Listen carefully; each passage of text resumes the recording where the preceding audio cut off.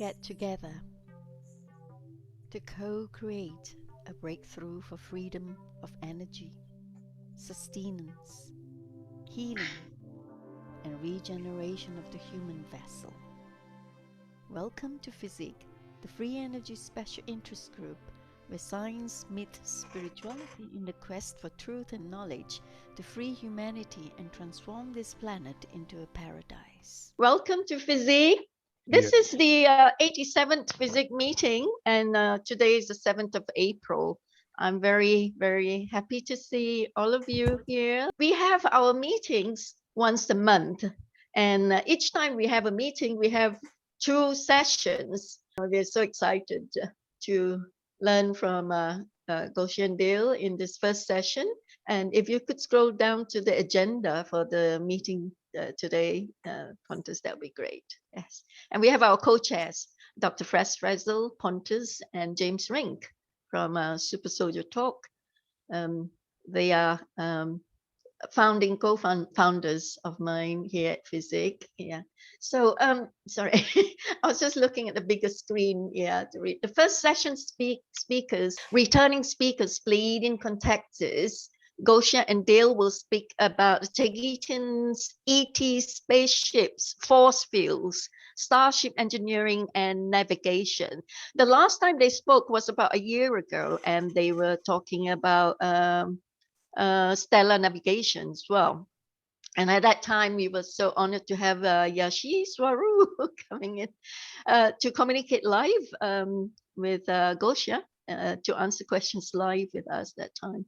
The energy type used in the crafts and their propulsion system, crystal core 0-point reactors, the 12 base mathematics that makes the free energy possible, and more. Wow, this is amazing. And the second session, we have a Russian scientist, Professor Marina Lobova, another amazing, brilliant scientist who is going to talk about living time matrix to restore individual health in real time. And then she's going to talk about a new approach for anti-aging, future medicine, new energy associated with dark energy for technological applications, universal vacuum, inertial torsion technologies. I think I heard that she was into tachyon technology as well. So once we finish the Q&A, the meeting will then adjourn to the 88th FESIG meeting on 5th of May, 2021. Please pen that down into your diary, folks, where Dr. Harvey Kaplan, who has important physics inventions to share. And the second speaker is to be announced, right? Okay, so if you scroll down, Pontus, just show my email address so you can email me and keep in touch. And if you want to join us and get into our database so you can receive our newsletter, our information and announcements and invitation to join meeting, write to well, don't write to me. I mean, go to our website and click on join us, or go to MailChimp with the MailChimp link that I sent out that you got. That's why you're here today, and click on subscribe. And then you will be informed every month, just once a month, if you don't like it and it's not relevant anymore to you, you can always delete it. Right. So you can write to me, crystal@truevisionofpeace.com. Thank you, Pontus. Right, I'm going to introduce the speakers now without much ado, because it's been quite a while now. There's been a delay, and our apologies with the delay. Sorted out. Dale hadn't got his with Zoom, and now we have sorted it out. Okay, so oh, hang on a minute. Let me just scroll down. Yeah, okay. I want to introduce Gosia. Gosia is, wow, she's instrumental in bringing so much of the information and knowledge from the chief person who's informing us from the Tegetian Pleiadians craft is Swaru Yashi, and the crew with the various crew members coming in now and again, and do visit Gosia's YouTube channels. and not just YouTube, it's BitChute and the other channel that you've got as well, Gosia. And well, it's all, I put all the links there in our website. You can visit FESIG's website and hover your mouse over her photo, and it will take you to her website or her channel, her video channels. Okay, and it's all linked up. Gosia was born in 1977 in Poland. At 22, she left home, the home country, in pursuit of new discoveries. She lived in the USA, Australia, Costa Rica, and currently in Barcelona, Spain. Oh, no, sorry, she's in Finland. She's moved there. Graduated from Queensland University with a degree of comparative religion. She is the owner of and producer of the YouTube channel Cosmic Agency, through which the Taygetian-Pleiadian communication is shared at present over, well, I think it's more than that. That was about a year ago. I think you've got much more, possibly even hitting, well, 600, 700, 800 videos that you produce between the Spanish speaking, the Spanish channel, Agencia Cosmica, and the English one since 2017, in an almost daily direct live contact, written contact with Taygetian-Pleiadian crew in the orbit of Earth, assisting humans with the planetary liberation from the matrix and removal of artificially imposed the third frequencies into our natural 5D state, 5D state. Dale Harder, William Dale Harder, known to all as Dale Harder of Cleveland, Ohio, is a retired NASA and Honeywell aerospace scientist engineer who owns two businesses, HHR Lasers Incorporated and HHR Exotic Speakers. He traveled a considerable portion of the world and encompassing some 17 fields of proficiency. He has been in the UFO field for more than 47 years and has worked with most of ufology's current and past UFO researchers. Bill has had regular visitations by ET craft since he was a child and in various locations around the world. Right, he is an officer for Cleveland Ufology Project and the oldest UFO club and MUFON group in the world. Not only is he an experienced contactee, but is a confirmed Taygetian-Pleiadian ET from the planet era. Bill has worked with most of the known names in ufology, both current and past. All right, so over to you now, Gosia. You have some announcements to make and the disclaimer. Go ahead. Thank you. Hello everybody. Hello Crystal, and hello everybody present.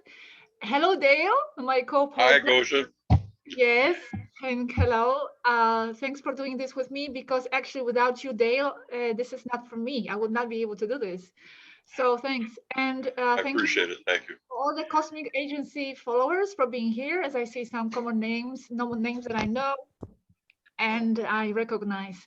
So thank you for joining me. My disclaimer is just simple, that this is not my expertise at all. Like, I feel so freaked out right now because all of you probably have these big expectations, and I know, Crystal, what you want to say, but I really have no technical orientation in this timeline, in this incarnation, and I rely heavily on Dale here to lead and to present this information, because you have to understand, okay, we talked to them, and that's why Dale was invited to these chats with them, with Yaski, because I couldn't do it by myself. But then my only job was to basically make a video out of it and edit it, but myself, I didn't fully understand the topic.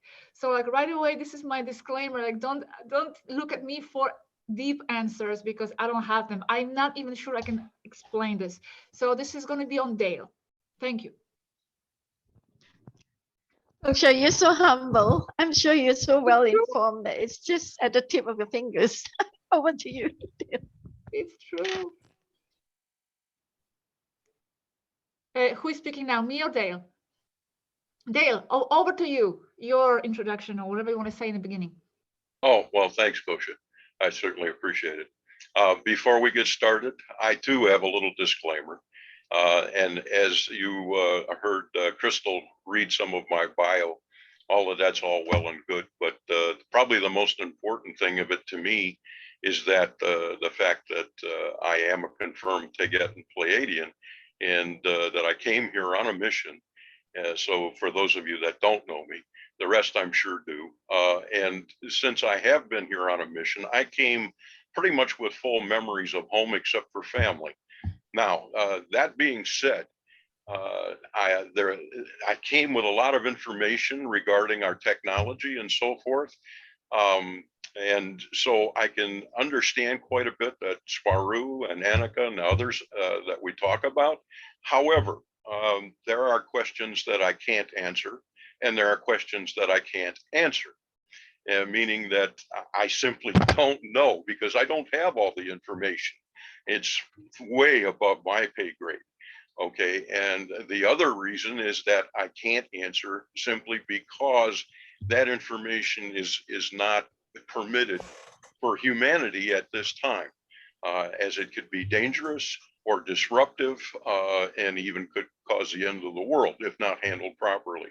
So I'm not given everything, and you are certainly free to ask any question you wish, but don't be surprised if I can't answer it to such a degree that some scientist can go out and make one of these things happen. It just isn't going to. They don't give us all the information for a good reason. Okay, so that being said, I'm ready to go, and you can carry on. Okay, I can just give a little bit of introduction of how this series of these technical talks started. Basically, I was talking to Yaski about other topics at the time, which my expertise is more metaphysical stuff and spiritual stuff and all that. And then I was feeling, okay, I need to get out of her more. And I know she's an expert on engineering and on so many technological stuff. So I felt, okay, I'm going to invite Dale to the chat, and then, he can be like her partner there to ask the right questions, because sometimes when you talk to them, if you don't ask the right questions, then there's going to be no answer. So I have no questions in my head about these topics. So I invited Dale. So we started talking about the shields first, the topic of starship shields. So they can explain that. And then in the second session, Dale started asking questions about quartz technology, how to get the information out of quartz and how to write the information into the quartz. And when she was explaining this topic, then we went into the crystal 0-point reactors and how they operate on these little crystal merkabas, how this relates to 12-based mathematics, and why all this is so important in order for the free energy technology to advance.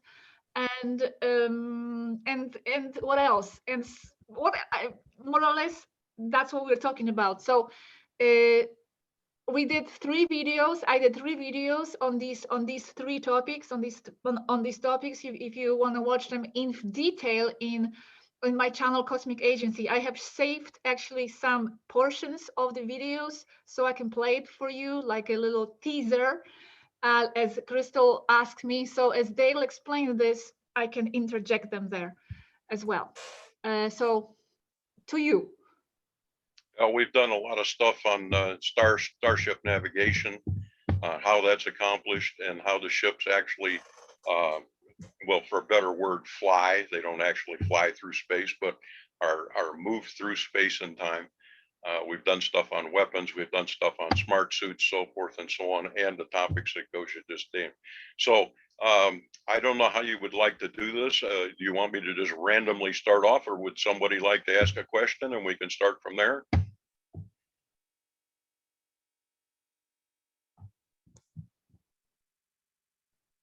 Okay. Okay, you go ahead and start sharing the video if you like. So that will prompt you to carry on. And then we'll do a Q&A session once you finish, because we don't want anyone to interrupt you right now, because I'm sure you have it all planned up. Not exactly. No, me neither. I have no plan because I totally left it to Dale to explain. I just prepared some of these clips from the videos to maybe illustrates what he's going to be talking about. So what topic would you like to start from? Would you like to go over a little bit about their navigation methods, or the shields, or the reactors?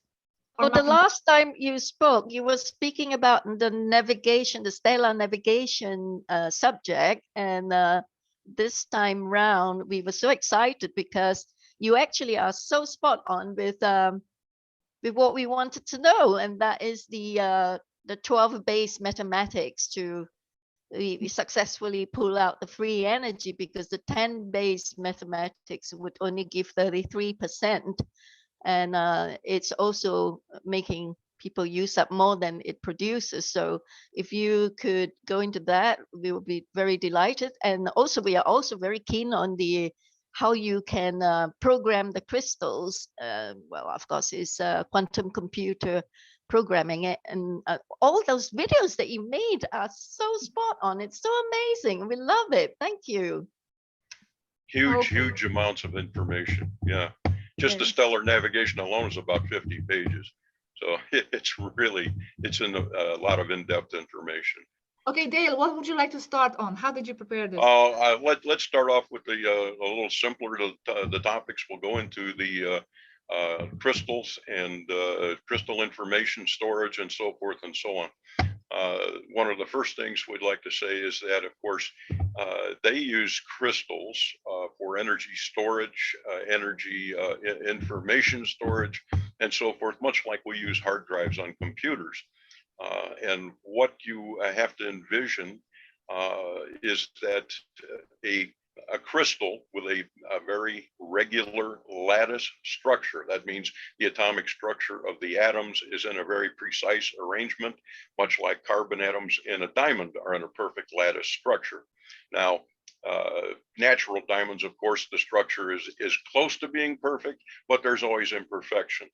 In this case, with the crystals we're talking about, these are manufactured crystal, and they have no imperfections. Okay, so their lattice structure is as perfect as possible.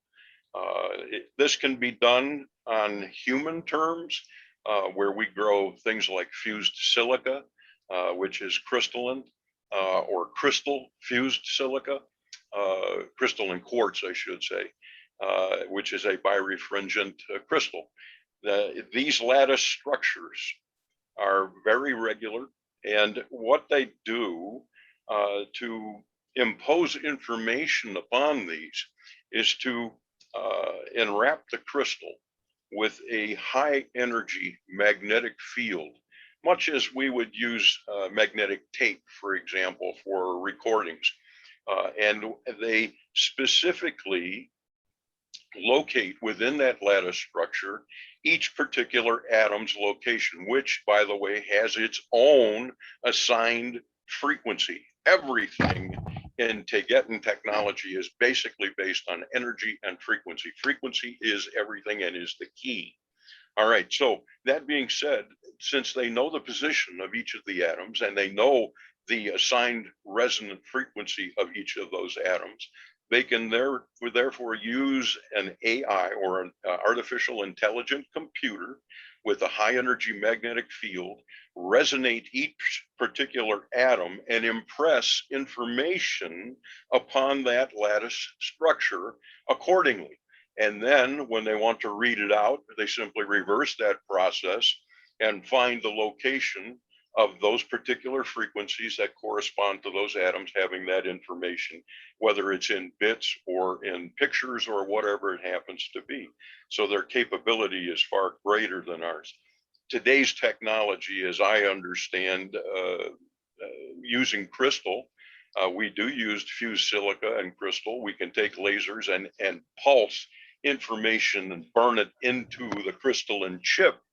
And a chip about the size of maybe 2 inches by 2 inches square can contain the entire information of the Library of Congress.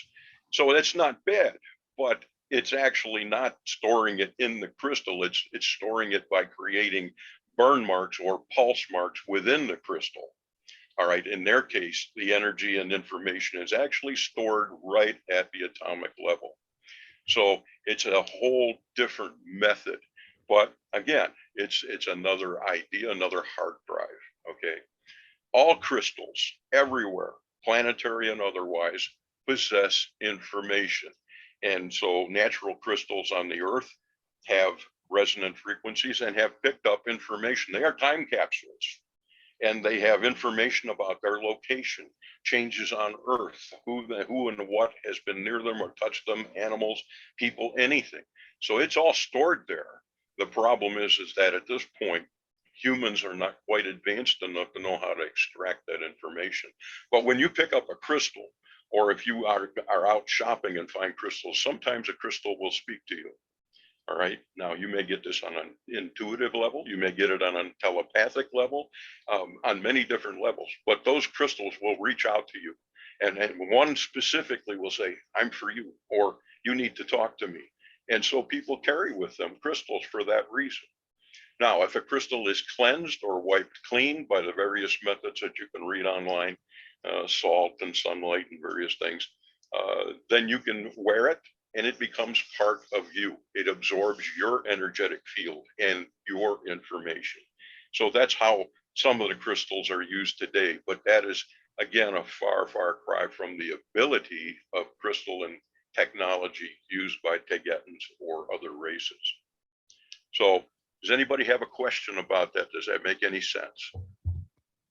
I have a short clip, maybe will fit with what you were saying. I have it saved about quartz merkabas because they are used in those reactors.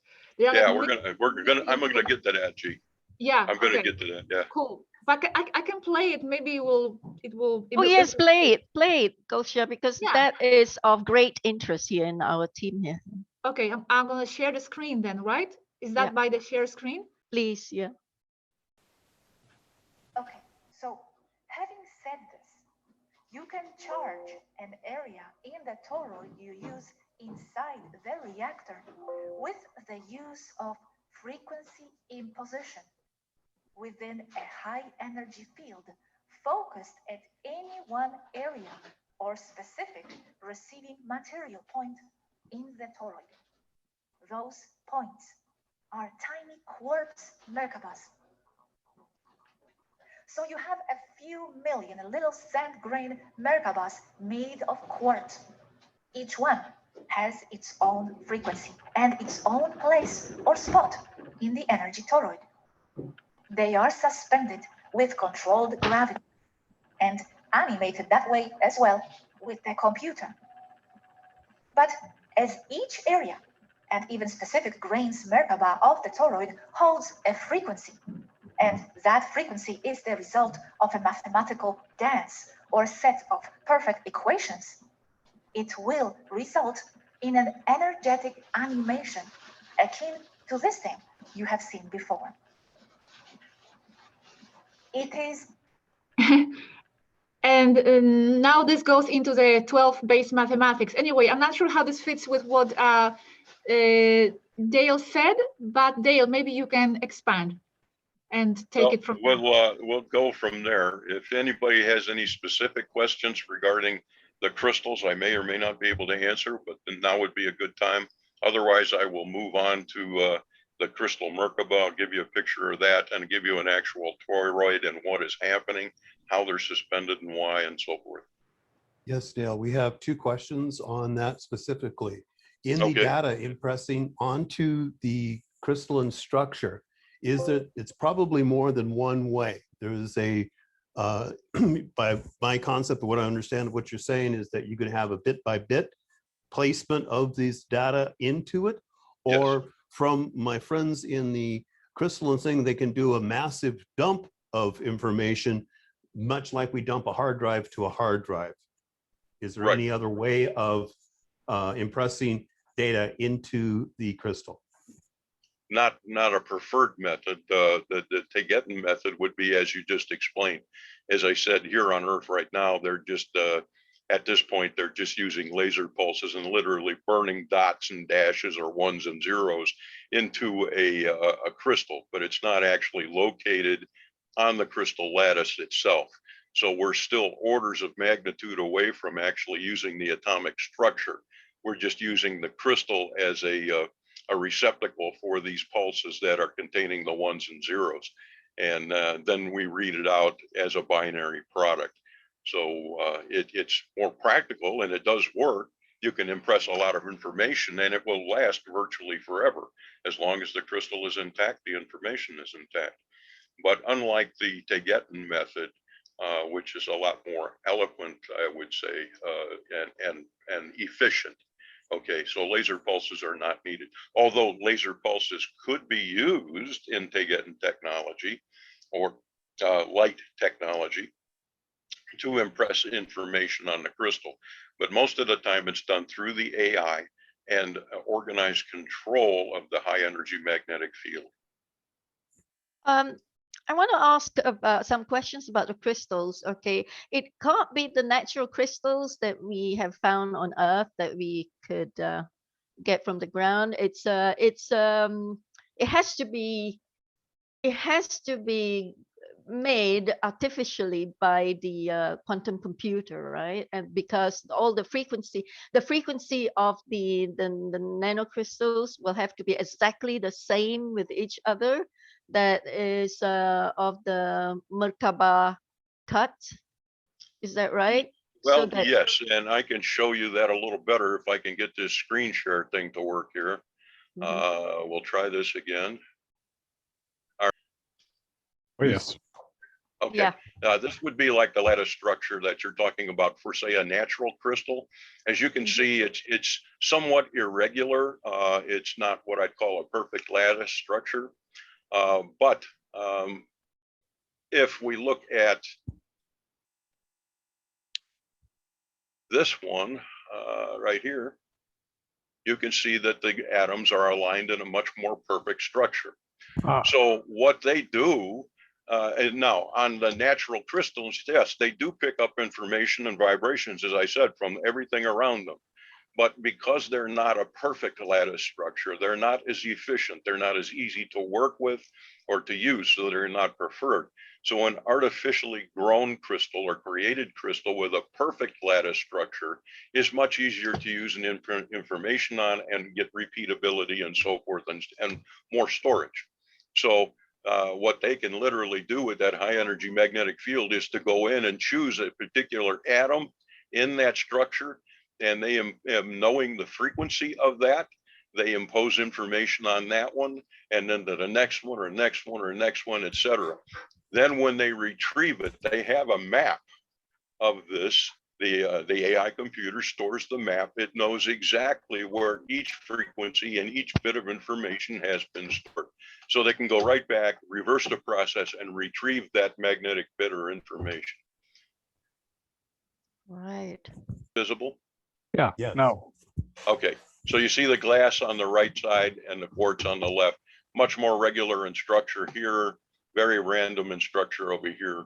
Much more efficient to use the quartz structure that is perfectly aligned and known to map it and so forth, and trying to map the glass would be extremely difficult and in recalling it. So the efficiency of this is far, far better. So you simply take out all of the impurities, whether they be iron or random elements, etc. Unlike glass, which even though it's close, it's not quite what you're looking for. It's got a lot of randomness to it. It's still a liquid, of course, but it does not behave in this fashion. All right. Does everyone understand that? Yep. Yes. There's Okay, one good. question that goes right along that line, Dale. Yes, and yes, that one please. happens to, this has to be in the size. Here on Earth, we look at bigger is better. The explanation that we saw from your video is that we're looking at possibly what size? How small? It can go extremely small, almost down to atomic level in size. Like a nanoparticle? Yeah, exactly. Or you can go very, very large, depending on your application. And since these are created crystals, they can be grown to their application, even to their shape that is required. Okay, so Well, you need to have a replicator to do that, right? Replicate. as many as possible so you can go around and round in a toroidal manner. Yes. Now, Yeah. when we get to when we start talking about the merkabah and the energy and the reactor system, that's a whole different technique. So let me go here real quick. We'll take a quick look at this.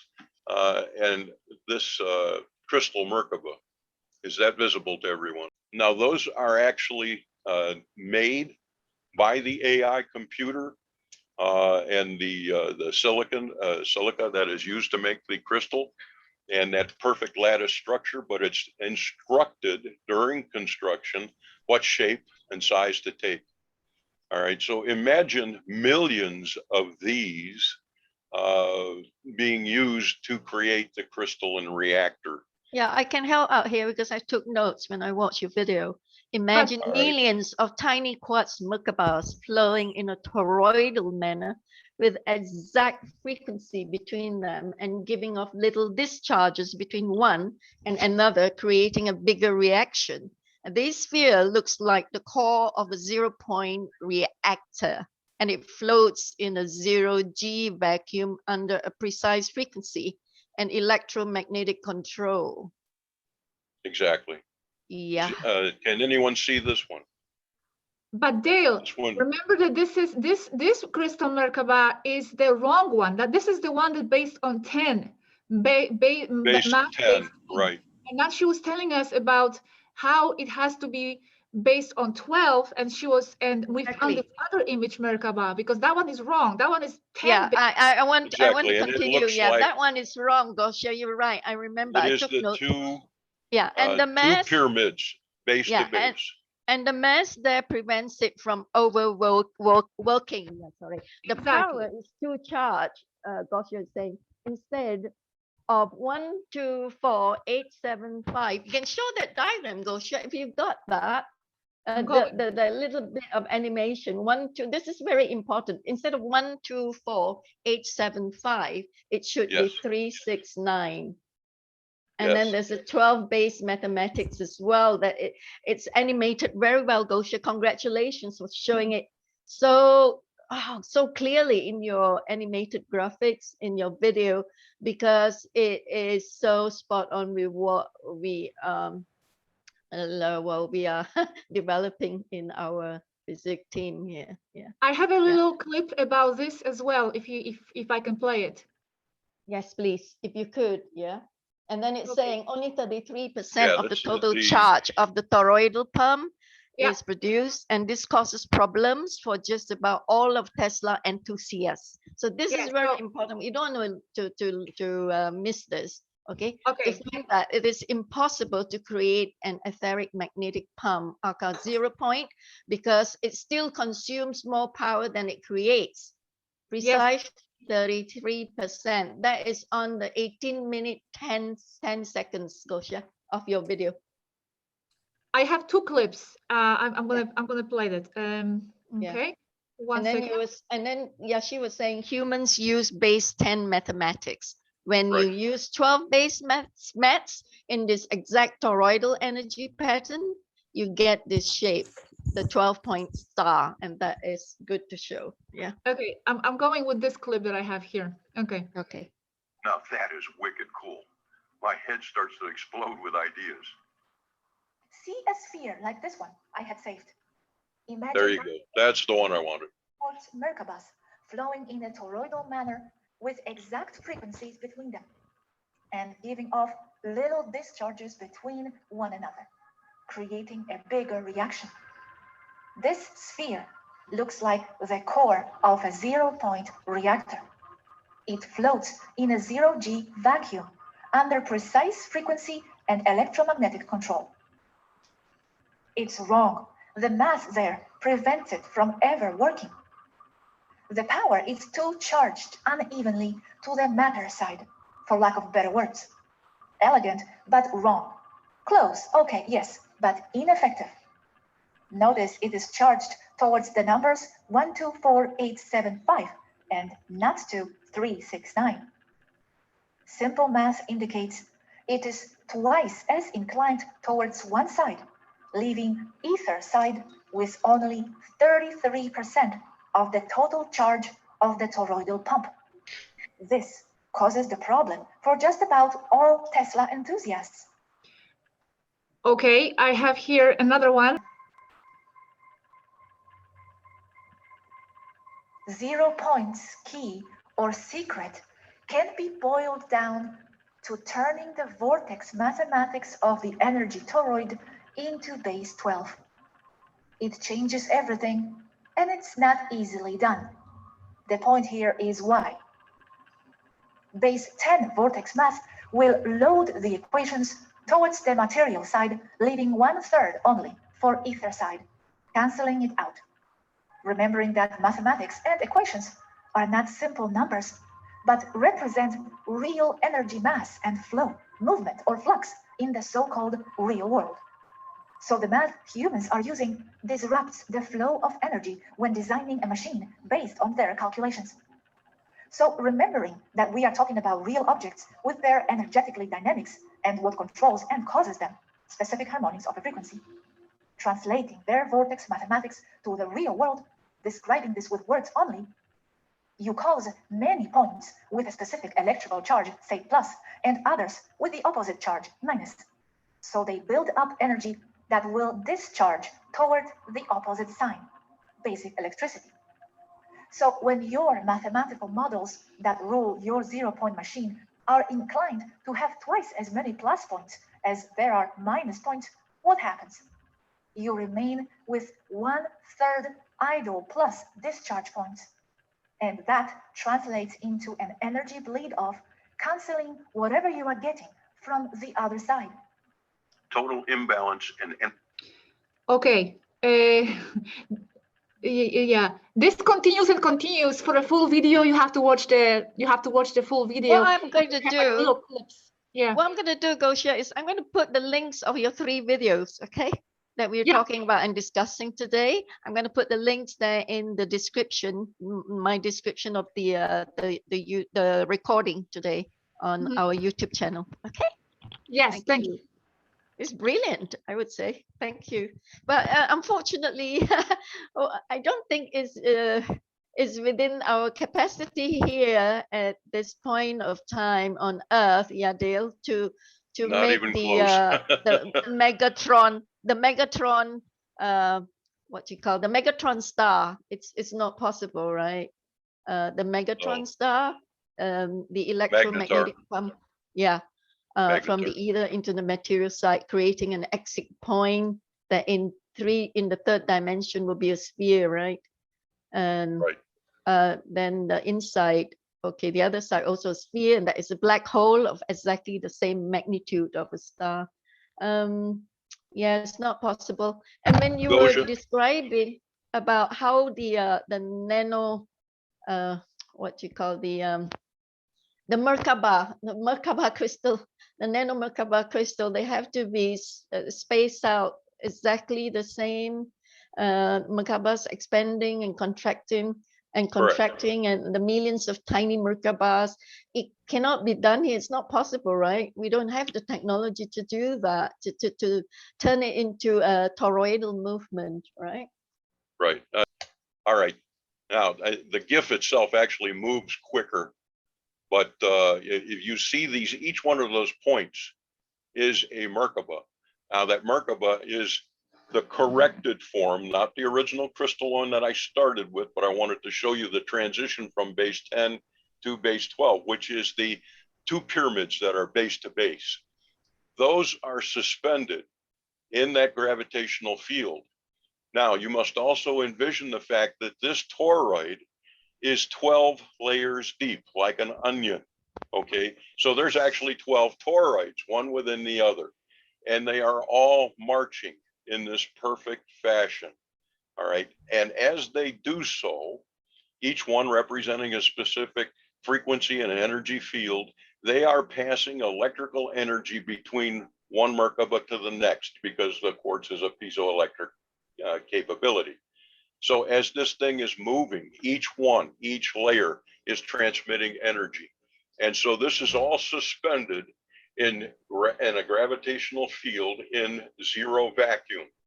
and every piece holds its position. So the AI computer is controlling this every moment, every nanosecond, every picosecond. It's all there. Every once in a blue moon, forgive the phrase, but every once in a while, these things will fail. And if that field drops away, then all of these merkabahs would literally drop to the floor like a pile of sand. But they're each one about the size of a grain of sand. So there are millions of them in a crystal quartz reactor. And this is how it actually, what it does is produces a miniature star that is being held in that merkabah. So it glows like a star. And it is being held there in that gravitational field away from everything in a perfect vacuum within the reactor core. Then that energy is directly translated to usable energy to power the engines, to create electrical power, to do other things on the craft. And their methods of conversion are far more efficient than anything that we have. And tell us again, how much energy does it take to power a craft? These are measured in tera electron volts, and each reactor is capable of doing anywhere from 4 to 10 tera electron volts. They generally run, I believe, about 4 tera electron volts when they're at rest. Okay, so if they are in flight or if they were needed for fighting, for example, for powering weapons or for shields or things like that, they can be ramped up. And so the amount of energy output is controlled by controlling the toroids and how close they are or how far apart they are and so forth. Mm. So they were calling it the 7 trillion Tesla M2, 28 trillion Tesla meter. Yes, yes. They use Tesla's technology of that? Well, they call it a Tesla. Now, some of the words are translated into things that we will understand, but they have other names and things for it too. So, you know, it is not necessarily a Tesla, because even when I was discussing it with Yazi, we got a little bit confused. I also manufacture speakers, ultra high-end audio speakers for the stereo industry for home listening. And our magnetic structures for our speakers are pretty complex, and they run about 1.1 to 1.5 Tesla in the magnetic gap. And that was the kind of energy I was assuming she was talking about, but it's not quite the same. So we call it Tesla, or measured in Tesla, or Gauss, but their energy is a little different. It's measured in trillions of electron volts, and they measure it in what they call Tesla. I think she said Tesla Orsteds or something of that nature. So I don't fully understand that nomenclature. In a lot of instances, the Tegetans will adapt English language or adapt our conventionalities to their technology so that we can get a grasp on what they're talking about, but it is not the correct terminology. Okay, so don't get hung up on all of those kind of things. This is an overview to give you an idea of how these things work, with, of course, some information being withheld so that other people or negative powers or regressives or anyone else might not be able to construct this, because you can imagine the implications. A world can be destroyed with this stuff. Right, So, I think we can open it to the floor now if you have covered most of it. yeah, unless you, how much time do we have left, Crystal? Well, we got like, we have the Q&A session. If you wanted to do anything on the shields, we could talk about that briefly. It's up Yeah, to we you. got half an hour. Yeah. I can Okay. mention the stuff on the shields briefly if you like. I just need to specify that before I put the wrong image. This is the right image for those merkabas. Okay, this one. They have to be inverted this way. Right. So, and that's why also the pyramids, I was showing the image of the pyramid, are four-sided. You know, they're also based on 12 base mass. So she was explaining that in the reference to the pyramids as well. Yeah, before you move on to the next topic, Dale, I think whilst we are still on the 369, the 12-based mathematics and all, I am sure one particular person would be really wanting to get something through. Hey, is it okay if I ask Dan Winter to comment on this then? Before Dale moves on to the shield force or whatever. I'm sorry, I missed that last part, Crystal. It's okay, Dale. Crystal was asking Dan a question. Okay. Dan, do you want to address this? Because Dan has been teaching a lot of amazing discoveries of his as well, which is correlating to some of the... You could say that there's a normal equation for the ratio of Tesla flux density, magnetic flux density as normally expressed in Tesla, and Orsted's. It's a simple conversion factor that does refer simply to flux density as Gauss, which is very different than electron volt, which is, a pressure and tension differential, simple voltage. And it is true that, some of the... Dan, hang on, we don't see you. Can we see Dan? I'm sorry. Okay. There you go. Yeah. See if that's sorry. I'm sorry, the camera's not set up here. I'll just be brief, just to say that it is a pure DC bias voltage, which can create thrust directly. And so a high electron volt bias across a metal frame can create propulsion. That's also true. Regarding the pairs of opposing tetra piezo crystal lattice array, that would be a classic geometry for phase conjugate fields, as in the way two lasers phase conjugate by direct opposing vortex, which is essentially what the opposing tetra are. So there's the beginnings of a language there, but let them proceed, please. Okay, thank you, Dan, for your comments. Yeah, Carry that on, energy that's generated, Dan, is, as I said, the tera electron volts. But what that does is they use that to charge the counter rotating many stacks of blades in the plasma jet engines, and and they are exceedingly complex pieces of equipment. But you can envision them by looking at either a jet engine or looking at a turbo vacuum pump with all the stacks of blades. The difference being in their engines is that each blade set is counter rotating to the one next to it. And the voltage from that reactor, the energy is being impressed directly upon those and controlled with gravitational fields and so forth. And so they actually use no fuel whatsoever, but they generate a plasma with the electron flow. And so that's partly how their plasma jet engines work. But that's just one mode of transportation or power for the ship. It's a minor one, actually, in comparison. Anyway, hope that makes some sense. Like I said, that there's some information that we get, some that we do not get. And, but we have a grasp on it here. In 3D, of course, we're missing 2/5 of the information, and a lot of the stuff that we can't see in the 4 and 5D. And in density. And again, that's all frequency level and so forth. The next thing that I wanted to touch on real quick was people have asked a lot about shields. And I know that many of you are Star Trek fans or have been, and we'll use that. We use it occasionally to talk so that we kind of get the idea. And Star Trek has some things right and some things very, very wrong.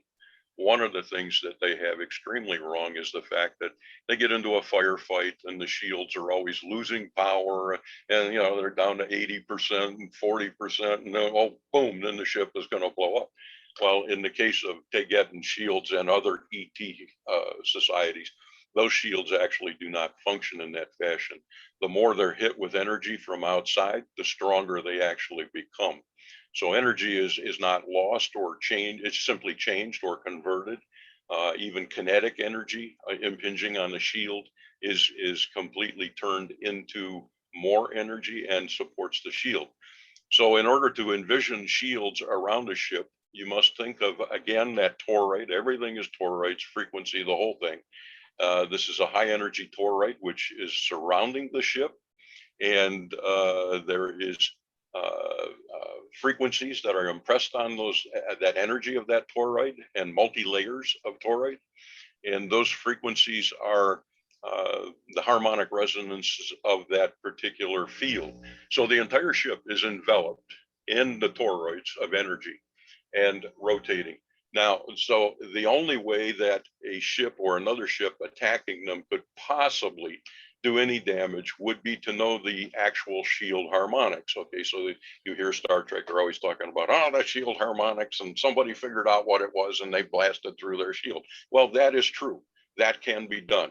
But that is the only way that their shields become ineffective. And for the chance that someone else would find out their shield harmonics or their shield frequencies is very, very small. And they are changed. They are rotated often. So, you know, again, that's on a cyclic thing that is controlled by the AI. It's much faster than any being could control it. But in any case, the shields do not lose energy, okay? So that is a misinformation, but you know, it makes for great entertainment for Star Trek and that kind of thing. So I asked my little sister, in fact, I asked her, I said, hey, you know, well, that means that you guys can never hurt one another. So what actually happens? Well, they simply have a little hammering at each other, and one gets tired, the other one gets tired, and they go away. But usually there's no real damage. It can possibly, however, affect starfighters. Starfighters' shields are similar, but they're not quite as strong, not quite as capable. And so every once in a while, a starfighter can be damaged or lost. And but the transfer of energy is the same. Even smart suits use a small merkabah powered reactor in the belt that is worn on the suit, and they create an energy field around the wearer. So kinetic energy from bullets or projectiles or laser weapons or plasma weapons or anything else are simply absorbed, and they reinforce the field, but they do not cause it to lose energy or power. That's just ridiculous. So I hope that helps to understand a little bit about that. Thank you so much, Dale. We've got to start the Q&A now, so we have more questions for Gosia. Yeah. I just had a very short clip about the shields if you want me to play. Sure. Oh, please do. Thank you, Gosia. Okay.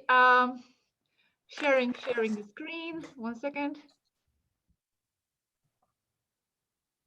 Okay. Ready? Goes.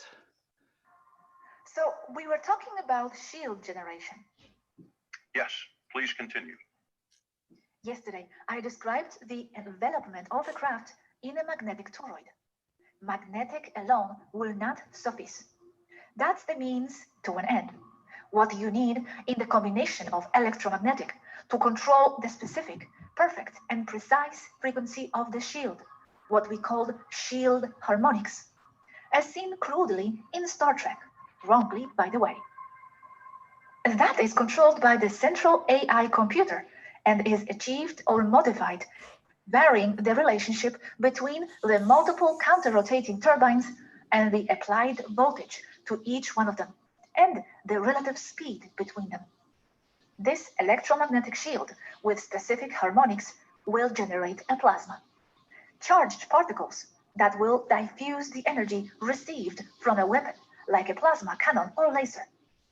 It will ionize the energy, and it will simply feed the plasma as more energy. But then there is the last part, and the more interesting one. As you remember with the tractor beam, you can effectively generate anything if you have the energy blueprint to a molecular level. This shield enveloping the entire craft works in the exact same way, because it is the exact same principle. So, in theory, you could envelop the craft in a printed titanium cocoon or printed steel cocoon. But a shield that is solid is not as strong as one that is already vaporized. So what the print is making is high energy particles at a very high power rate. I'm talking of several trillion Tesla. Okay, it could just go on. This is just a teaser part.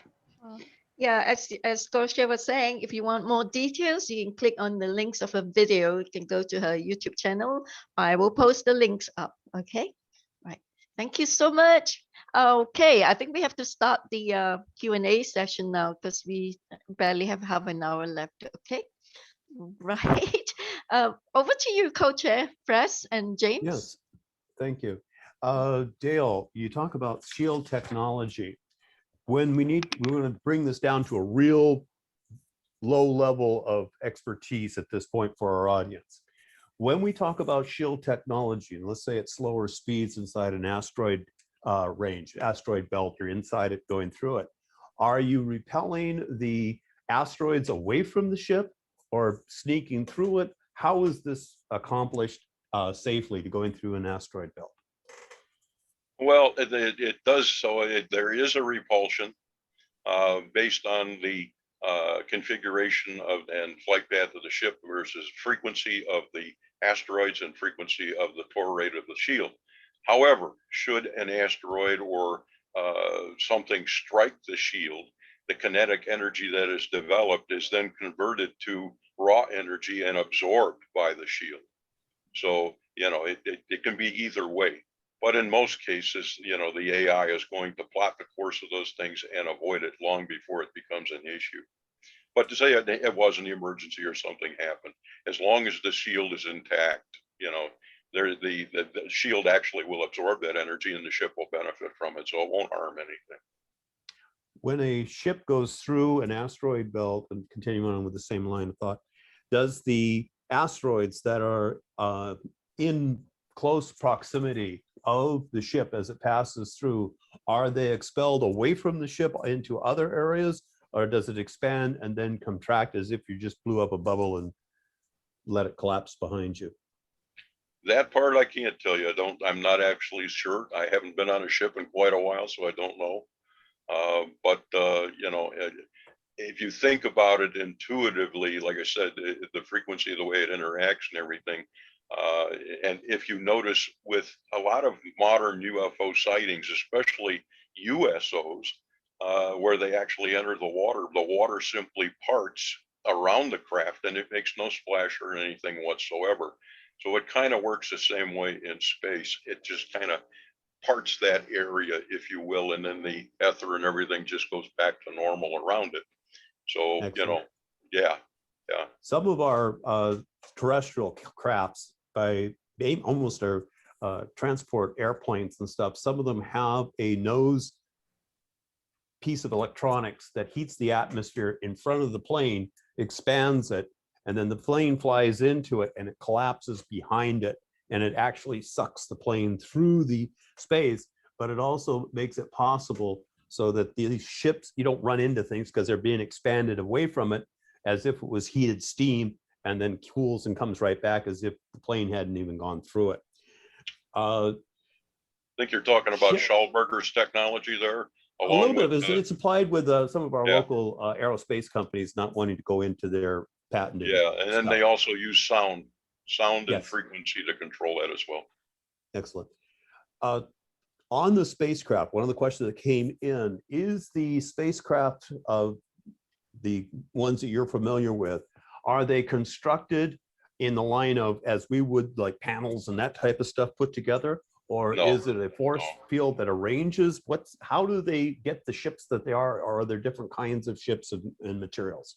The way that we build ships is pretty unique, actually, and intuitive. But you start off with a design, of course, a basic design or an idea to say, if I was a designer, which I have done, I have been in my life when I was in Era. But you have a very sophisticated AI computer. All right, and we use polymorphic metals. So consider it like a cloud of ionized particles or particles of materials, whether it's titanium or some alloy of titanium or you know, some crazy thing like they talk about in Star Trek, vibranium, osmium alloy, whatever. Okay, so you've got these particles, and the computer will take this, they suspend those particles in a gravitational field without any interference from air. So it's done in vacuum work. The particles are suspended within the field, and the computer then directs these particles into the shape of the ship that you want. So it's a bulkhead or a frame or a nose cone or whatever it happens to be. After the computer tells all these particles of material where to go, then the magnetic field is structurally stabilized and the particles fuse. And that creates a solid shell or the ship entirely. And then you can do anything you want as far as the inside, even made in the same fashion, down to the seats and whether or not you want leather seats or what have you. Okay, but it's all done in that fashion. And so there are no rivets, there are no seams, there are no anything. Now, this metal being held in position in this fashion, when you're flying through space or you happen to have maybe an accident or otherwise, maybe a hole is torn into the side of a craft, this stuff is designed as such, it automatically heals, and it will heal itself within nanoseconds or less and go exactly back to the way that it was from the original blueprint design. So the computer says, oh, I got a hole here, go back to the way it was, and it seals up instantly. So it's self-healing material, and that's the beauty of the polymorphic materials. Unfortunately, humanity does not possess that kind of technology, to my knowledge. And that would be even the difference between our craft and their craft. You know, I mean, we do have our versions of craft here that are made by humans, but nothing like ET craft. But it's all done in that fashion.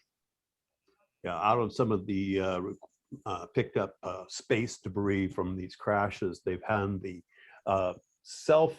the metal that returns to its original shape. It can be all Memory bent metal, up and boom, and it just goes right back the way it was. I want that for my car bodies, you know, here on Earth. We put every car manufacturer out of business, right? That's right. The other question I've got, and then I'm going to turn this over to James Rink, but my last question, it has to do with the creation of crystals. And here on Earth, one of the things that causes a problem and deforms our crystals is gravity. Right. And in space, it's a little easier because you're away from the strong gravitational fields of the planets. So I think NASA was doing some experiments with growing crystals in space. What I'm wondering is, since we're dealing with such small crystals, as you mentioned earlier, these are known for my buddies who are crystal growers, the seed crystals for a bigger crystal. This is the beginning of it. It's like a pearl for a grain of, for an oyster to grow a pearl. They just keep growing on that. The question that I have is, do you think, because we're dealing with such a small item, that we might be able to, in a high electromagnetic field, start to grow these perfect crystals here on Earth terrestrially? It might be possible using, again, some very sophisticated equipment. I do know several people who grow crystals. Cleveland Crystals, in fact, one of the world's foremost crystal growers, company is right up here, not too far from where I live. And they're known for growing some of the finest crystals in the world. I also know some of the people that have retired from there and grow quartz crystals and stuff, some magnificent stuff. They're just beautiful to behold. So there are some techniques that could be adapted, but we still lack a lot of the control. And as you said, the crystals that my family grows, they're done in 0G. They're done under the most controlled conditions, and they are AI controlled. So the AI is much faster, much more efficient, much more capable than any being could be. And so the crystal is grown literally from the atomic structure up. It gives the instruction to the gravitational field and the magnetic field. The material is introduced, much as we would grow a laser crystal through a Krasowski technique or through a drawing technique with a seed crystal, as you mentioned. Okay, and that seed crystal could literally be one atom of that material. So it doesn't have to be a huge size. What we do is just simply take a piece of rock or crystal and throw it in there and call it a seed. And because it's a seed, it actually acts as an attractor. But this is done right from the beginning. with Wow. premeditated ideas.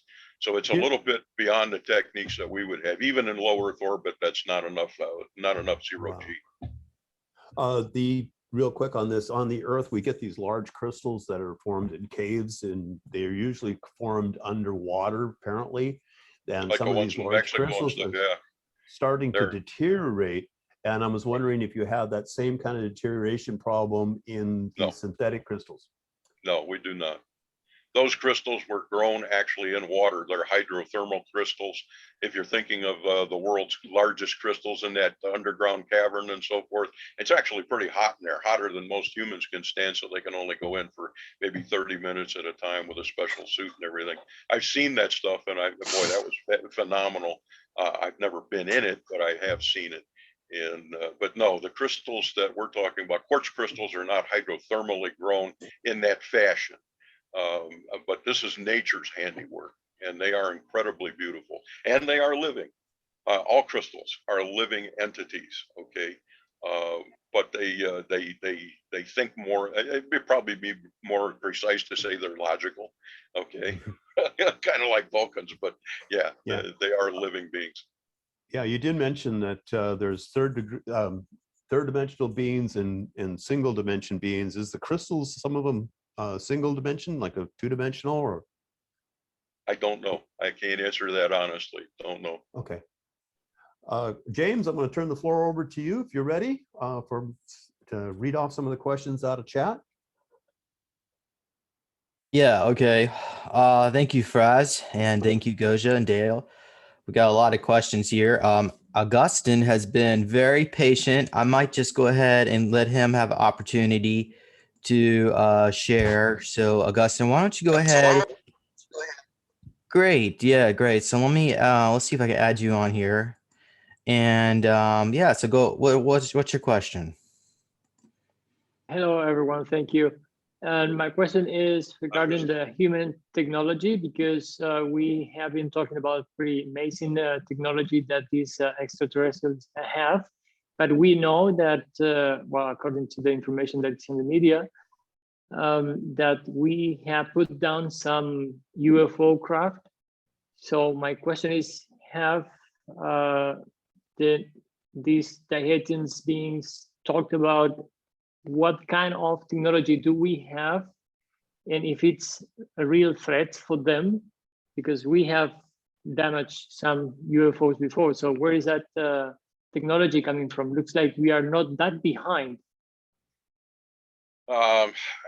Addressing that, we are were in the past susceptible to scalar waves and scalar radar. All right, and that's what actually brought down the 47 Roswell and a few other craft, because the military was testing those kind of radars and scalar radars. But we're no longer susceptible to that. There are other weapons that they have that we are susceptible to. I'm not privy to talk about that or otherwise for obvious reasons. But there's very little that can bother them. You know, their shields and their technology. There's not much that humans can do against that. But we do, you know, I mean, there are our black projects. There are the programs that existed and have existed where we have done reverse technology. But essentially, the technology here on Earth must develop to the point where we could even begin to decipher, or even if we know how it works. You know, the idea for a light bulb was the same 1,000 years ago as it is today. The problem is the technology had to develop where we could actually make that light bulb.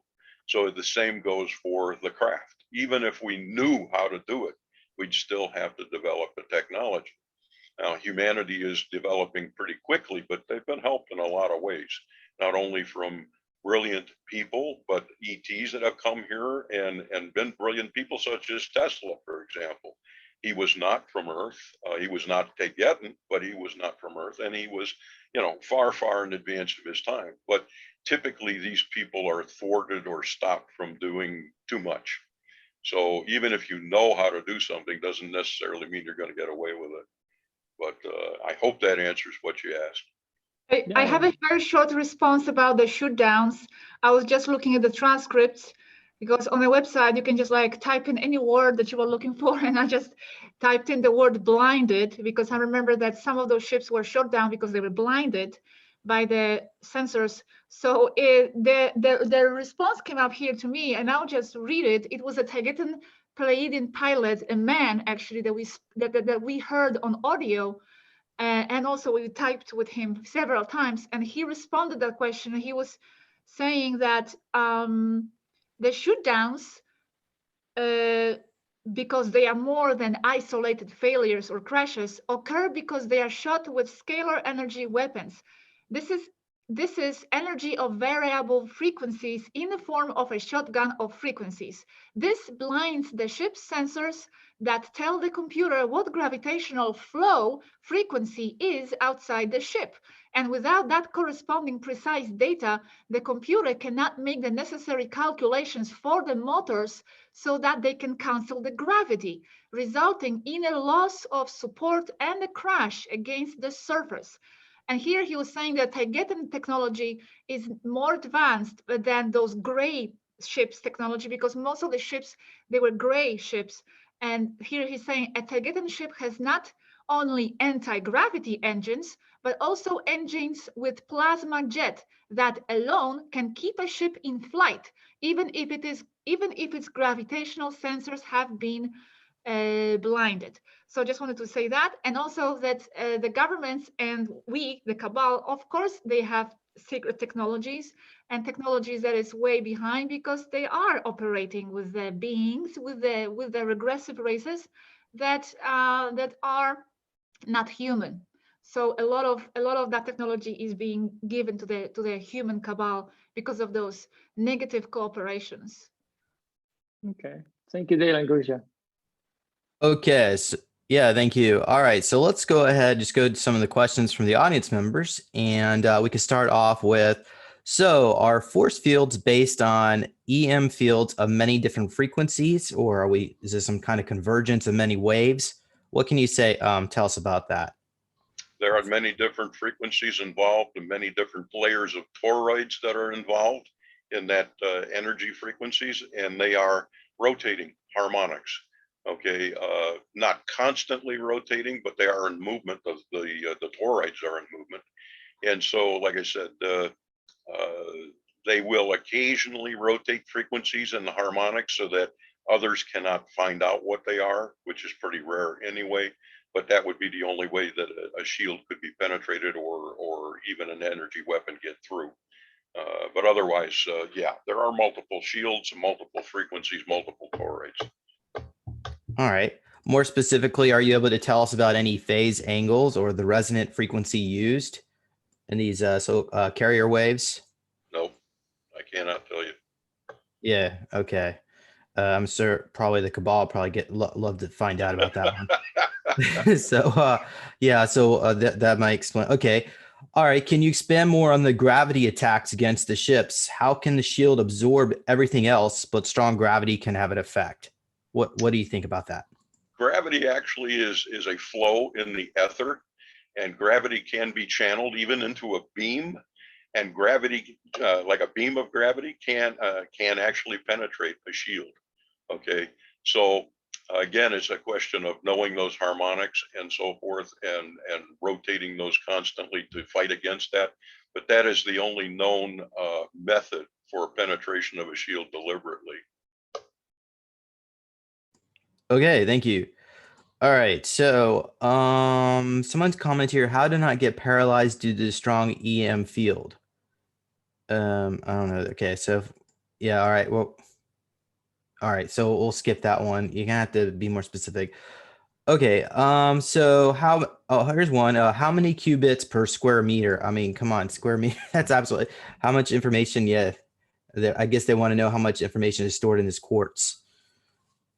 What do you think? Oh, there's trillions of bytes that can be stored, or bits or whatever. It's not actually measured in bits or bytes by them, but you know, in our conventional terms, yeah, a quartz crystal can hold enormous amount. Actually, every atom in the quartz crystal is capable of holding something. So you'd have to know how many atoms are in the quartz crystal itself, but there are trillions, quadrillions probably. I mean, in a cubic meter of this stuff, my God, that would be, know what the hell they want to store the that whole would be impossible to calculate. Right. And maybe a holographic universe for all we know. Yeah. No, I wouldn't have any way of knowing that. Okay, great. So going on more to the quartz questions here.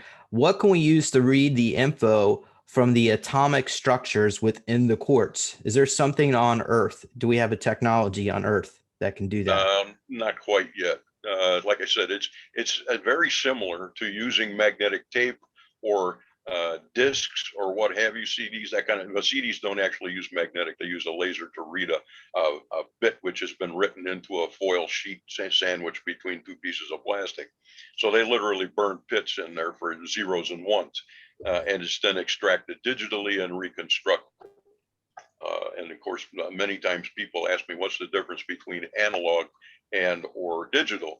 And I tell them quite simply that analog is steak and digital is hamburger trying to be steak. Okay, so there's quite a difference between it. It takes a great deal of effort to reconstruct that digital data. As far as a magnetic tape, that would be the closer example. And so what we do is we impress the magnetic energy onto the iron filings that are stored on the tape, and the size of those particles determines the energy density or energy material storage. So again, we're working with atomic levels in the crystals. We're working with micron-sized particles on tapes. So tape storage density is very small in comparison. But okay, it's a reverse process. We use the high energy magnetic field to locate a specific atom with a specific resonance at that time, a frequency. Energy is impressed on it, then they move on to the next atom with its own specific. Each one has its own frequency. So in this case, that is reversed. They want to go to a specific atom with a specific frequency. They go back to that position, that frequency, and they read that energy that was stored there. Okay. Do we have the capability to do it? Not that I'm aware of. Okay, just to read a very short sentence from their answer about this specific question. All I can do to contribute, sorry, is just read. Is this the question Dale asked in the video? Is it possible with human standards to develop this? And she's saying yes. He's saying it is possible with human standards and hardware, but the problem is the size.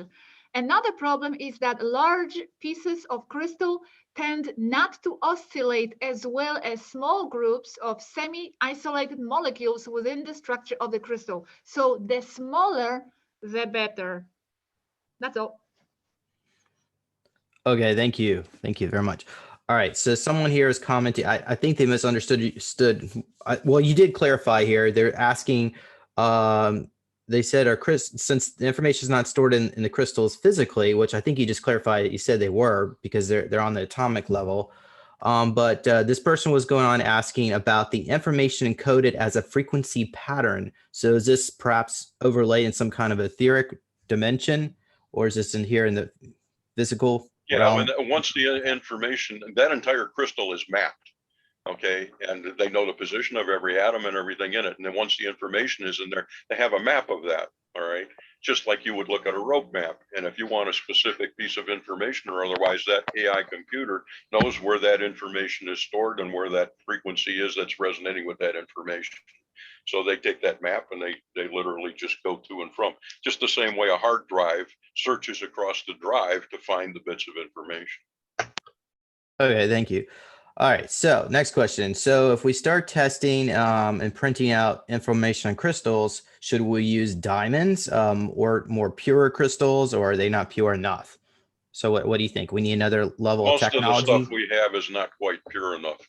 Yeah, like I said, we can grow crystals that are pretty pure. They're pretty close. Fused silica and things like that, and quartz are grown all the time, and they're pretty perfect for what we do.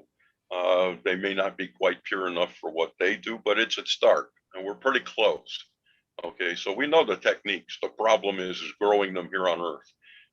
Again, in deep space where there's not a lot of gravitational fields and things like that, we can grow much better crystals. And humans could do that. Okay, but for the most part, to my knowledge, not much of that is being done. We don't have any space stations beyond Earth that I know of that are doing this, except for the black projects that we're not supposed to know about, or people are never going to find out. Yeah, I was thinking the same thing you were thinking. Okay.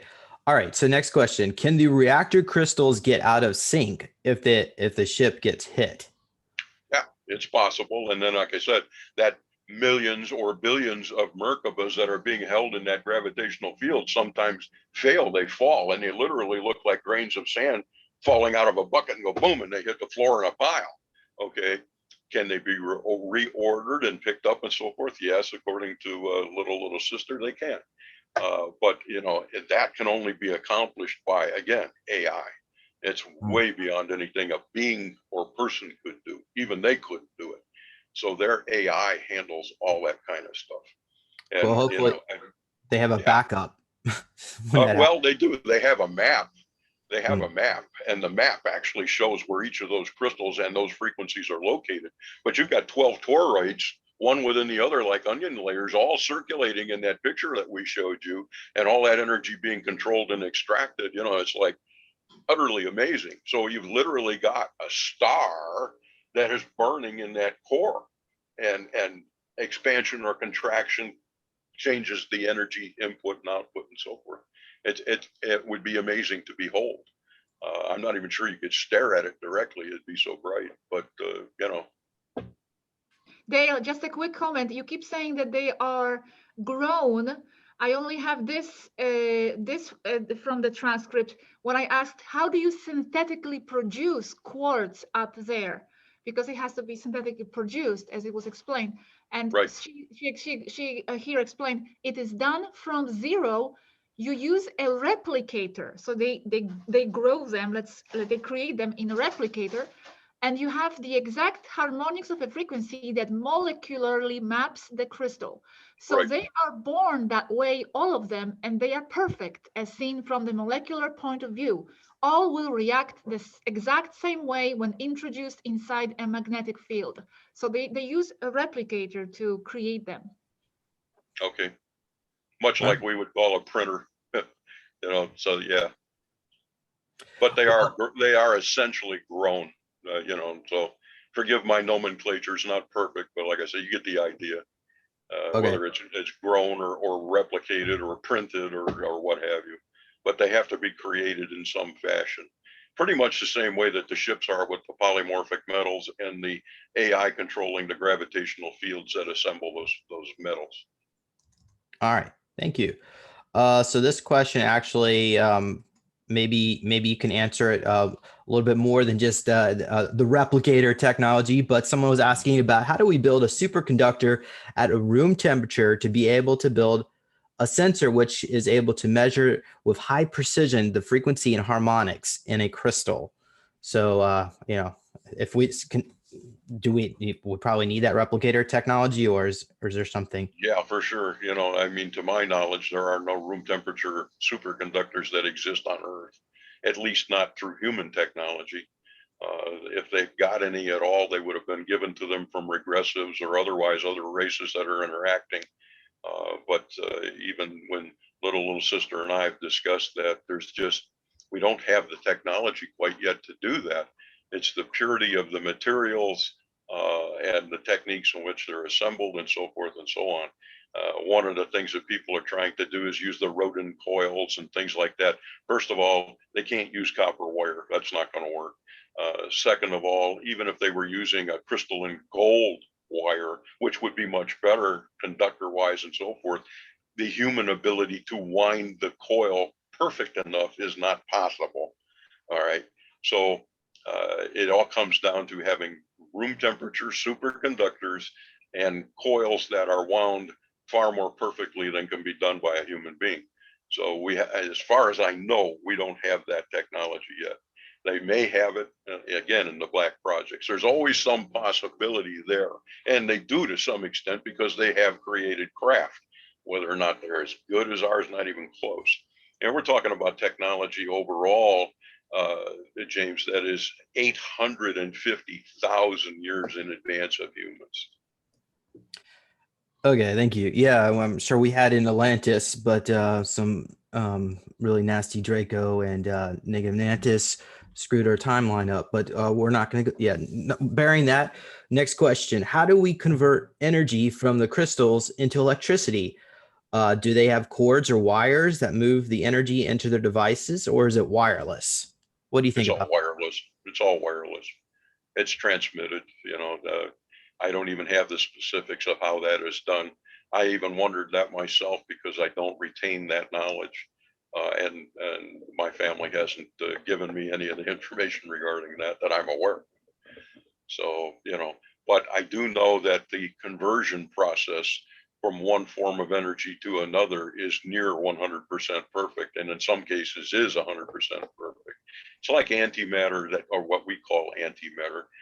Annihilations are considered 100% perfect. The only thing that we know that is, but their technology for energy conversion is really, really way up, or way more efficient than anything we have ever imagined. All right, thank you. So going back into more questions about the mini star. So could you comment about the room that it's stored in? Is it super cold, or is there a lot of excess heat to deal with? Heat is one of the bigger problems for us because, as you know, space and things does not radiate heat very well, but heat can be converted to other forms of energy, and typically is through thermoelectric processes and other things like that. So most of the heat generated and things in the ship is converted to other forms of energy and is used. So we've learned to deal with that kind of thing. But that is probably the biggest issue that we have to deal with as far as anything waste heat or generated heat. The fact of learning how to use that and convert it, that's the key. So yeah, we don't have to deal with it too much. Okay, great. Another question about the mini star. Apparently there's a black hole. A lot of these stars are connected to each other through some kind of black hole portal. Can you comment about this mini star? Does this also have a black hole? Well, my understanding is that stars are living entities, all right, and that stars are portals. And the one can enter through the star's portal or core and emerge in another portal or core somewhere else. I don't have all the information on how that works, but I do know it is one of the things that is used for travel, access, different things like that. But all stars are living entities. They all have personalities. They all interact with one another. They're all connected to one another throughout the universe. So, there is no disconnection anywhere, and it is all linked by the ether. So everything literally is connected. All life is one. There's no different. We also have the videos on black holes, the sun, because the black holes are the entry points, suns are the exits, from what I remember. And this is all explained in the videos. So that's explained, and portals are explained as well, artificial and natural portals in detail. Yeah. All right, thank you. Well, can you comment about what they use to deal with the excess heat produced? Do you have any information on that? Well, like I said, most of the excess heat is either absorbed and transmuted into electricity. Yes, they do use electricity. It's not necessarily called that, but electron flow or electrical current. So it is transmuted into some usable form. You also asked about whether or not that room was special. It is, of course, a special room where the reactor is stored and how it's produced and controlled and so forth. But it doesn't have to be cold. It's not it is a vacuum in a lot of cases, a vacuum bottle. So it's not something you're going to walk into, but there's no radiation products to deal with or anything like that. It's not like a nuclear reactor like humans use, or fusion or anything. I'm sorry. If you remember, she said, because I asked that question as well, how do they protect themselves against heat? Because that's the most important, that's most dangerous on the ship. And she did say we transformed into more electricity. We have advanced thermoelectric cells or plates, but we also use something old and efficient, steam. And now I don't know how you understood that, Dale. Yeah. Ask me about that. I don't know more about that. that can be used, especially where hydroponics and stuff is concerned, because they do have hydroponics. They do grow food and things on the ship. They do use water and so forth for drinking, for cleaning, etc. And they have an atrium with living fish and different things in it. So yeah, and for heating those kind of things or controlling temperature. So steam is also a product. It's kind of like she said to me once. She said, just because technology is old doesn't mean it's not any good anymore. She says, we still use chairs, we still use tables, we still use drinking glasses and things like that. You don't just pick up some water with nothing around it. So a technology can be hundreds of thousands of years old and still be useful. So there are conventionalities. All right, moving on here. Next question. Is it safe for their bodies to be in an environment where there's so much electricity, energy in the air and environment, or is it dangerous like Wi-Fi is here on planet Earth? What do you think? No, the dangers and everything are pretty much contained. Rarely are any of them ever exposed to anything like fields of electricity and stuff like that. The engines are all shielded, everything is shielded. So, it's perfectly safe for living tissue or living being to be near that. They've got that all under control. Do I understand all the techniques? No. Can I give all the answers on that? No. However, I have to say that being around computers does drain them a lot. Because they do use our digital computers actually to connect with us. They have their holographic computers on board, but they use those digital ones to connect with us and to type. And that does affect them a bit. Like they do get tired. They do feel the effects of the computer screens and all that. Yeah, their holographic computers don't bother much, or their AI, but when they dumb things down to be able to communicate with humanity and use digital computers, that just literally drains them, and it gives them frequency dissonance syndrome. So they suffer from that terribly, and they also has to limit their contact with humans and human technology because of that. Some of them have been very, very sick over that. Yes, and just a quick addition to this, not just the computers drain them and tire them out, but actually what it means to them. I mean, what this interaction is, because there is so much negativity coming right from the Earth, and they do use computers. They do go on the internet to to read stuff, and a lot of it is very negative, and it does create this clash between their reality, their density, and their frequency and ours. So it's not just the computers itself, but also everything that comes out of it at them, what they discover, what's going on Earth. It affects them very deeply. All right. Can you comment about red mercury? Do they use red mercury as well? Well, not to my knowledge, but there are gravitational thrusters and things that are on the ships that are located all around these hull control areas. They are spherical in nature. They do use rotating mercury, and they act as gravitational controllers. The ship can even be driven or powered to a minor extent with the use of these, but they're more like ailerons on a aircraft. They're used for attitude adjustment and control. But that's the only extent, and I don't think they use what you call red mercury. Okay. Yeah, so I just wanted to show something here. This is a crystal that I got in Mount Shasta, and a psychic said that this was taken from a secret project in which they got this from ET groups. They were storing information on this, and they traded it from the secret space program. And they killed the energy within the crystals. And so they smuggle it outside the back of the door. So I don't know. But I just thought I would share that.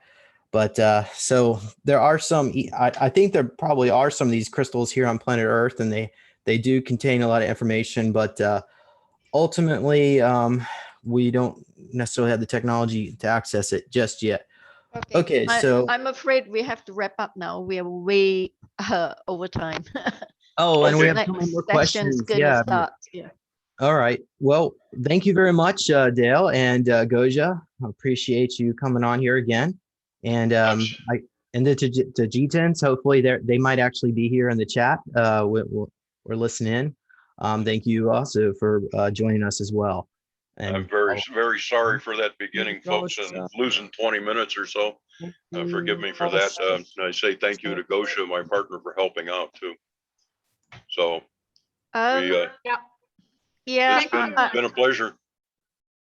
I just want to apologize to the rest of the members of the audience who had been asking questions and we couldn't cover yours because of the time constraint. And I would like to thank Dale and Gosia. Gosia, thank you so much for nothing. making all those beautiful videos for us. So well illustrated, your graphics, your animation, your clips, they are so beautiful and clear. Thank you so much. Yeah. Thank you so much. Thank you so much. Hello, Brad. Hey. Hi, Dale. Hi, James Rink. Hello, hello. Yeah, Hey. she does a fantastic job. Thank you, but I wish, sorry. I listen to all the getting things you do, all of them, especially about Rochelle Temer. So. Okay. We'll have to finish the Q&A session now. Now I Crystal, the chair, and am closing this session and am thanking the speakers and the co-chairs, Dr. Fresel and James Rink of supersoldiertalk.com, and we've got Pontus, who's the head of the R&D department of FESIG. Thank you for helping out on the recordings and the sharing the screen and everything. We have quite a team here, and we are very grateful to everyone involved in the participation of this successful meeting. We've got, I think, 80 something participants here, attendees of this meeting, aren't we? I couldn't see the number, James. Could you see? How many people? 77 at the moment, but it's been about 85. Yeah, it was almost 100. Yeah. Okay. Thank you to Gosia for sharing on your groups and getting your people here as well. And I must say that if those of you who are left disappointed because you don't get much of those ET information, off-world information, as James would have from his channel and Gosia would have on her channel, this is a scientific research group. Okay. So that's why we are only focusing on science and technology most of the time. Thank you so much. Thank you all. And do come back and join us again. This meetings of FESIG once a month is open to all. Okay. If it's of interest to you, you're most welcome to join us the first Wednesday of the month. And if you look at the chat, okay, if you don't know who we are and what we do, I have posted our FESIG website there with the FESIG video channel as well. Please look it up, as well as the our Facebook. Okay. If not, just go to True Vision. Well, you will catch up. You will have to know how to get to listen to this, to watch this recording that we made. Otherwise, you don't know how to get to it. So if you could look at chat, okay? I posted, Pontus has posted our video channel as well. So thank you so much, Gosia. It's so good to have you here. Thank you, Dan Winter, for your appearance here. And Valerie, Dale, thank you for all your explanation and the hard work that you do here. Thank you. Thanks for having us. It was a pleasure. Dale, thank you so much. That was great, your analogy of digital and analog. However, the hamburger meat is still real. It should be soy protein compared to the steak. It's got a little taste to it, but not quite enough. If you're interested in future medicine for humanity, and there's anti-aging medicine as well, a talk that is going to be delivered by a Russian scientist, Dr. Marina Lobova, a brilliant scientist. She used to work for the for NASA Moscow, the space program. Dale, it might interest you. And she was studying the future medicine. The future health of the astronauts, because no point sending astronauts up to space for a long time and they would be having a forthcoming health complication. Yeah. So from there, she had gone into the future medicine for humanity. So it's very interesting. So stay on, folks. Don't go away if you have the time. Thank you so much, Gosia and Dale, again. Truly love you. Thank you for doing what you do for humanity. Thank you, Gosia, for your help. Thank you, everyone. Thanks, James.